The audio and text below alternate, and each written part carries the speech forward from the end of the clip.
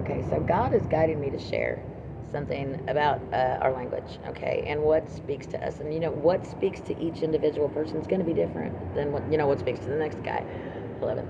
Angel numbers speak to actually anything really speaks to me. I know my language so well with the divine that I know the medium that he's using to me at that moment, to get me a message. Like, or hell, earlier it came from clouds. I saw this beautiful looking bird just kind of shooting itself out of the wall, if you will. And then I looked over and saw something that looked like Pinocchio smiling. So I don't know if that's going to mean something to somebody out there, but I just thought that was, humorous. But angel numbers speak to me, and for me to be walking this divine path and leaving everything up to God is hard for me because I like angel numbers because they make sense. I need shit to make sense most of the time. The scientist in me needs shit to make sense. And so following my intuition, my feelings that make no fucking sense half the time, it's really hard for me to do.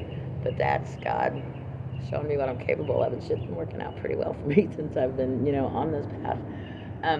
But back to like angel numbers, for example, take some time and just look up each individual number, the spiritual meaning of each individual number, and don't just go off of the first, thing you see, especially if it's sponsored, by the way. Hell, you might want to look it up in incognito mode. Read through several different sites, the explanation, of what the spiritual meaning of number 1 is, spiritual meaning of number 2, yada, yada, yada. And then when you start seeing those numbers just randomly in the universe, that's when God's talking to you, your angels are talking to you. Here's the story. I was really questioning my life path a couple of years ago, really questioning it, and in tears, actually. And I pulled up behind this car, stopped at a stoplight. My life path is a 7, okay?